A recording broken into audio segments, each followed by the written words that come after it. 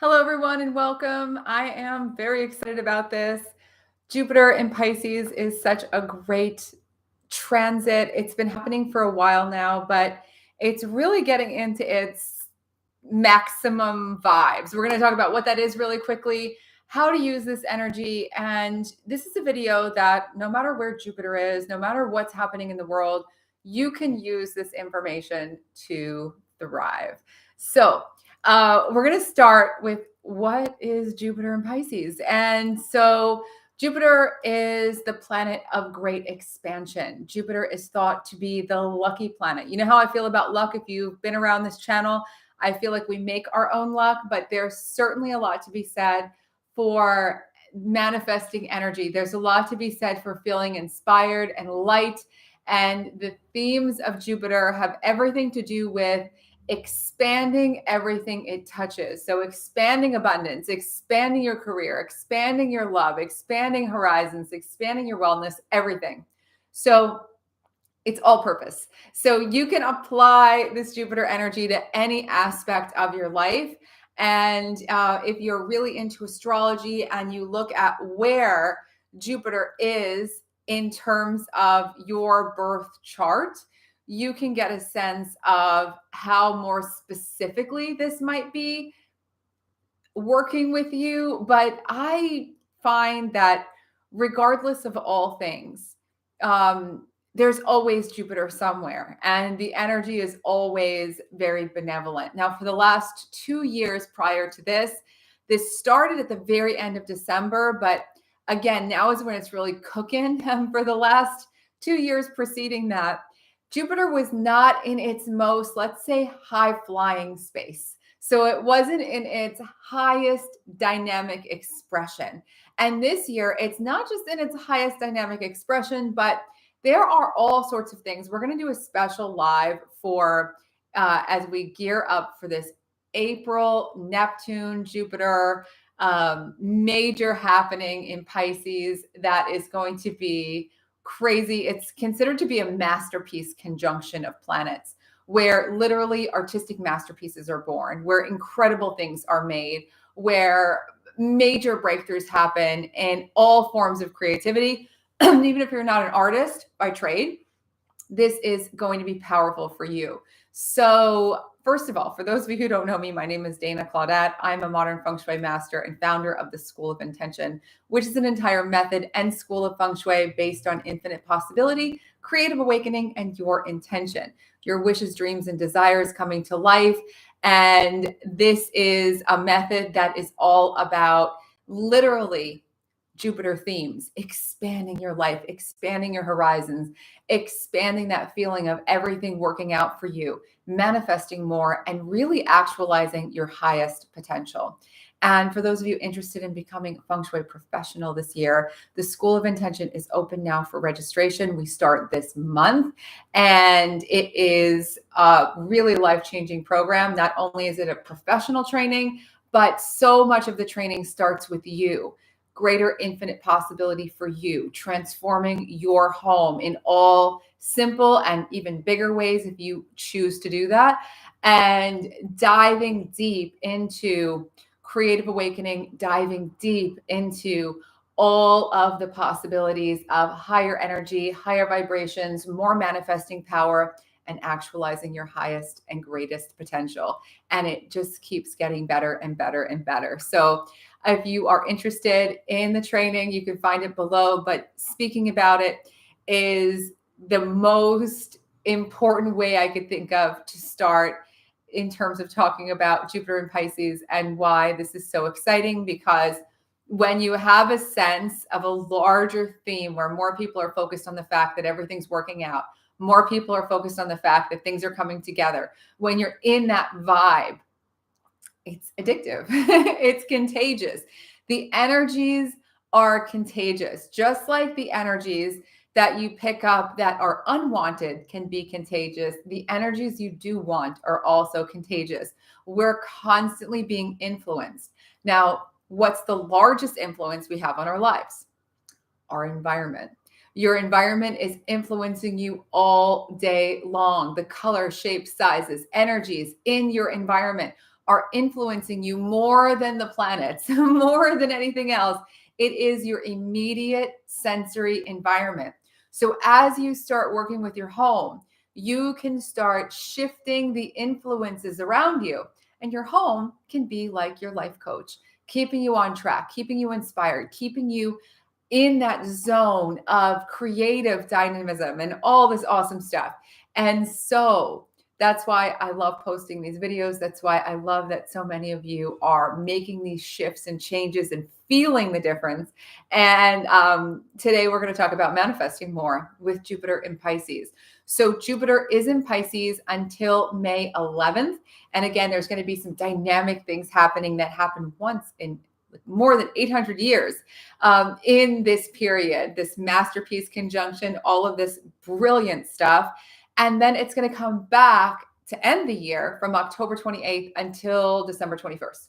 And so we have this big, high vibe, strong Jupiter, which we can use to our advantage. Nothing on its own, not a crystal, not a healing potion, nothing on its own works as well as when we work with it. So I wanted to talk about something which I think is very basic, but often ignored, which is staying focused on what you want. So this is very important. When you are looking to manifest things, it's important not to be obsessive, but to be able to stay focused on how you want to feel, feeling better, things that you want, not getting carried off in waves of distractions, in waves of overthinking, in waves going all over the place. Oftentimes, we can be 60, 70% focused and present, and 30, 40% not focused and present. And then we say, God, I have no time. I can't get anything done. Why can't I make things happen? And you just sometimes need 10% more or 15% more focus to really start seeing a difference, to really start making a change. Have you felt that lately? That you're working a lot and you don't feel like the great big gains, but you also don't feel the excitement necessarily in what you're doing. You aren't like fully there with it. There's a lot going on. There's so much going on in the world. There's so much that we can really get, just have take us over. And when we do that, it's very hard to manifest when you're very much focused on what is here right now. And so one of the things that I'm sorry you're getting a lag on the video.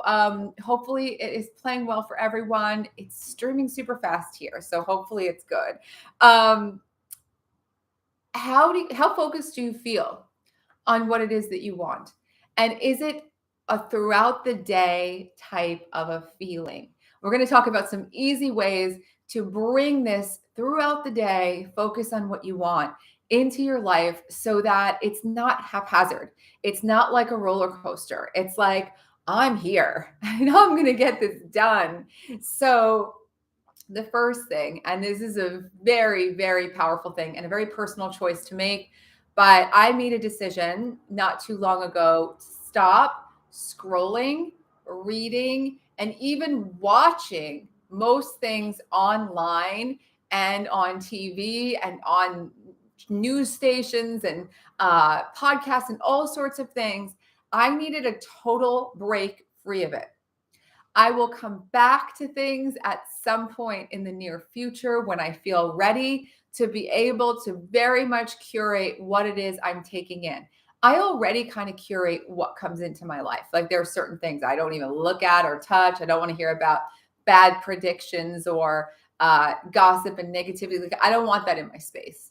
But the scrolling and the abundance of information, even inspiring information, I needed to just kind of take it back a notch.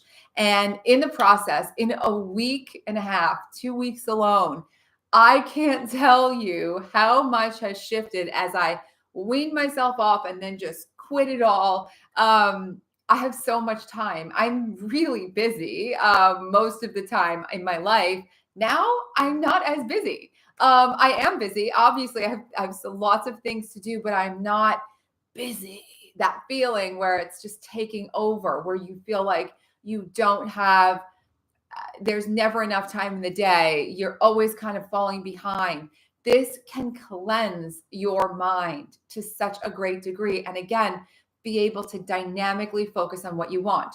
What you focus on will grow. If you listen to any sort of energy teacher, spiritual teacher, coach, any expert in just about any field will tell you that what you focus on will grow. And there's actual science to this.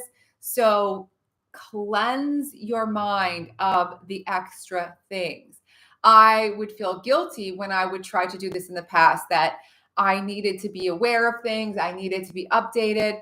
I decided, okay, I have a great awareness of the things that are going on in the world right now. If anything major happens, someone will let me know. And in the meantime, I'm going to use my clear minded energy to do positive things to help in the ways that I can, making donations, sending intention, being clear, rather than being all frazzled and not getting anything done and not feeling that great and not really being in the flow of any sort of manifesting power. So you can bring more of you to the world when your mind is clear of all that extra stuff. Now, that brings me to the next one, which is get yourself a manifesting journal or a notebook.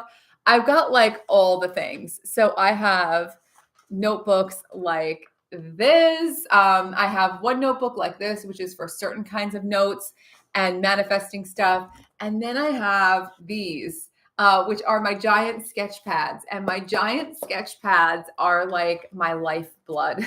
They are my manifesting journals in the big way. It's where I do brainstorming, planning, all kinds of things. Whether you get a notebook, notepad, sketchbook.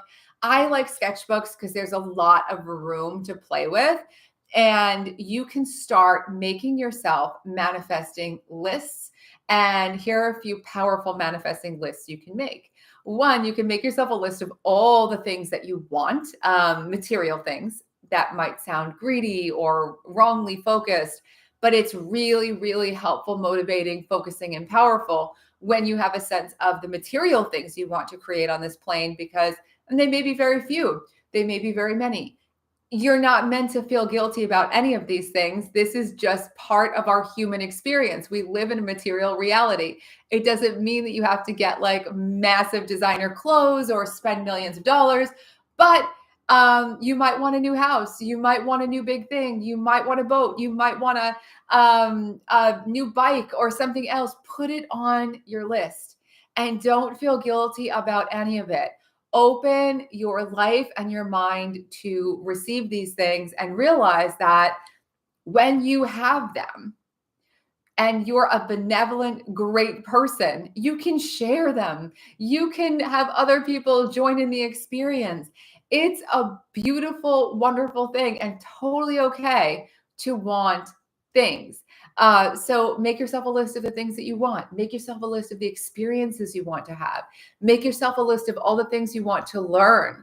What do you want to learn? What do you want to master? Make yourself a list of all the things in the world you're grateful for.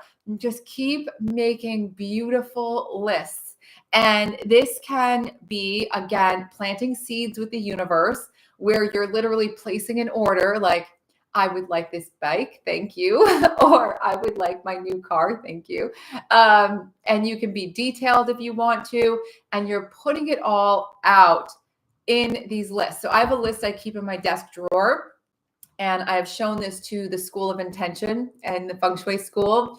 I made a list way before I was doing this professionally. And on the list, I put all the ideas I could possibly think of in the world, even if I didn't know how they were going to happen. And this was like a decade and a half ago, when half this technology didn't even exist, of all the ways I could conceive prospering from my talents, like from the things that I knew that I wanted to do and my interests, things that I wanted.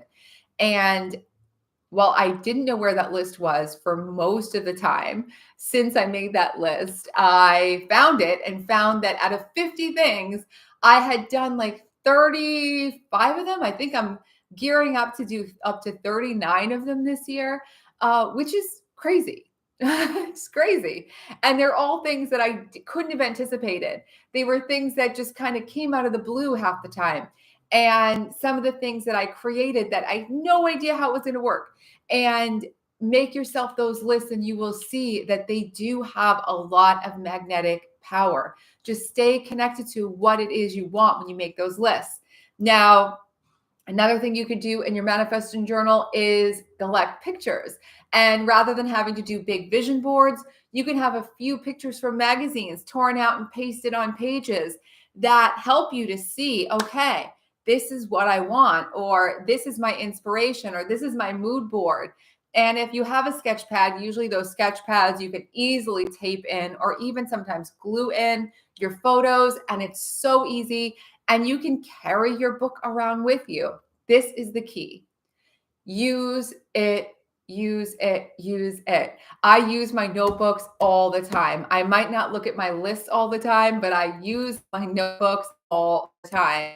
Always brainstorming new ways to do things, always planning things, always writing down ideas, always taking notes when I'm listening to a cool podcast or whatever else it is. Think about all the stuff that you can start mastering more if you have sort of a central area to organize it all. And your big sketch pad or notebooks can be those things. And so this is very powerful, and it absolutely is a manifesting journal. No matter which way you approach it, there are other techniques you can use, but these are easy ways, again, to stay focused on what you want, to stay focused on the outcomes you want to see, to stay focused on that vision, which brings me to the next one, which is create a space for you to visualize. We all visualize in different ways. Some people stare out in the distance and daydream, and they can daydream with their eyes open, full pictures of what they want life to look like. A lot of us do more closed eye visualization. I find that when I'm walking in nature or doing other things, I start to visualize. When I'm cleaning my house, things like that, I start to visualize as a daydream. But for the most part, when I do a visualization practice, I close my eyes, take some deep breaths, and there's no fancy tools required. Just get calm and close your eyes and start seeing what you want. See it happen. Let yourself get lost in the vision of that happening. It's very powerful to do this when you're waking up in the morning, and very powerful to do this when you're going to sleep at night. Your mind is in a really powerful state to take in these visions even more. So we all know, we've heard, this is not the first time you've heard visualize. This is not the first time you've heard it. I want you to really weave it into your day. Challenge yourself to weave it into your day a little bit more. Again, 5 minutes to close your eyes while you're sitting in your car waiting for someone to come out of a store, visualizing what you want, taking a break at work, walking outside, sitting down somewhere on a bench and visualizing what you want for a few minutes, bringing more of that energy throughout your day. When you wake up in the morning, when you go to bed at night, this is as powerful as you use it. This is as powerful as you use it. This is as powerful as you use it. This is as powerful as you use it. And a lot of people know about all the things, and they want to do all the things, and they don't do all the things. And I am just as guilty as anyone else here. If you haven't been doing all the things, doing the things will make the crazy shifts. It is so worth it. Every major thing I have brought into my life, everything that I can't believe happened, that defied all odds, happened because I saw it in my mind first. And chances are it's similar for you in many ways. So making your list is really powerful. Visualizing will help you to literally weave that throughout the day, staying more focused on what you want. It won't be 24 hours a day that you're focused on what you want, but when it gets really, again, an extra 10, 15% of the time that you're focused on what you want, man, does that make an epic, epic difference. Now, you can also set up a space in your home to visualize. So let's just say you like to visualize in the afternoon. So you might set a timer for like 10 minutes, 5 minutes to start, and sit on a chair or sit on a sofa or sit on your bed. You might want to put some essential oils on your wrist. You might want to have a little candle that you light while you set your timer so that if you fall asleep, you're going to get woken up. You won't have a candle unattended. Make sure everything is set up for you. Pillows, a throw blanket, whatever you need. You might even have some music that you play in the background on your phone or on another device that you have in the room that helps you to get into this more dreamy state of mind. So set up a space simply in a way that you can set it up that's going to make a difference for you. This will help you so much. When you have a space set up, you will use it. So this is big. It's one thing to know the things, another thing to do the things. We're doing the things here. Keep it to yourself as much as possible. Whatever you want, keep it to yourself. I can't tell you, I used to tell everyone everything I wanted. How many of you tell everyone everything you want? I want this. This just happened. I just got this call. I just got this opportunity. Someone might hire me for a job. I'm doing this interview. I'm doing this thing. And you tell everyone about it that you know, and then it doesn't happen. And you're like, oh. Now, I used to tell everyone everything for a multitude of reasons. One, I wanted people to kind of feel like I had a lot going on. I wasn't very confident in myself. This is like in my prior life to doing what I do now. I used to also tell everyone everything because I thought that they would all be happy for me because I was naive and I was very open about everything, and they weren't. And there was a lot of jealousy, a lot of backlash, and I would start to feel guilty for wanting too much. And it was not a good dynamic. And for whatever reason, things really wouldn't happen that often. And then when I stopped telling people things until they manifested, even if I wanted so badly to tell people, I just kept to myself. It all happened. And more and more and more things. There's a little pamphlet you can buy on Amazon. It's like 5 pages long and it's called It Works. And the crux of it is not telling people what you want. So it's my strategy too. So I don't feel like I'm ruining the book for you. Don't tell people what you want. Keep it to yourself. If you've already told people, that's fine, but keep it to yourself from now on and see what happens. This is a wonderful way to contain your energy as well. So again, that feeling like you're just going to burst because you want to tell everyone, when you keep that inside, that excitement, it's very magnetic. It's very attractive.